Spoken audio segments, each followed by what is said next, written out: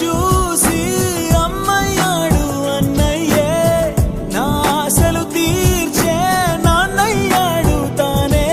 అన్నయ్యకు అర్థం చెప్పనా, అది పిలుపే కాదని తెలుపనా, ఆటాడక నే పొందిన గెలుపేగా అన్నయ్యా.